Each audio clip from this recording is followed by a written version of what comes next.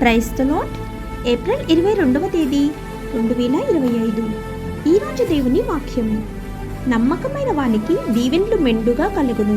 సామెతల గ్రంథం 28వ అధ్యాయం 20వ వచనం. ప్రియమైన సహోదరి సహోదరులారా, నమ్మకమైన వ్యక్తి అంటే స్థిరంగా, నిజాయితీగా మరియు సరియైనది చేయడానికి కట్టుబడి ఉన్న వ్యక్తి. ఈ రకమైన వ్యక్తి తమ జీవితంలో ఆశీర్వాదాలు అనుభవించాలని ఆశించవచ్చు. తప్పనిసరిగా భౌతికపరంగా సంపద కాదు, కానీ దేవుని అనుగ్రహం, శాంతి మరియు నెరవేర్పు రూపంలో సంపదను వెతుక్కోవడం కంటే విశ్వాసానికి ప్రాధాన్యత ఇవ్వాలనే విషయాన్ని గుర్తు చేస్తోంది. భౌతిక విజయాన్ని తరచుగా అంతిమ లక్ష్యంగా ప్రోత్సహించే ప్రపంచంలో ఈ వచనం మనల్ని సమగ్రతతో జీవించటంపై దృష్టి పెట్టమని సవాలు చేస్తుంది. శీఘ్ర లాభం కోసం మన విలువలను రాజీ పడకుండా మనం నమ్మకంగా జీవిస్తున్నప్పుడు దేవుడు మన అవసరాలను తీరుస్తాడని నమ్మమని ఇది మనల్ని ప్రోత్సహిస్తుంది. ఆమేన్. God bless you.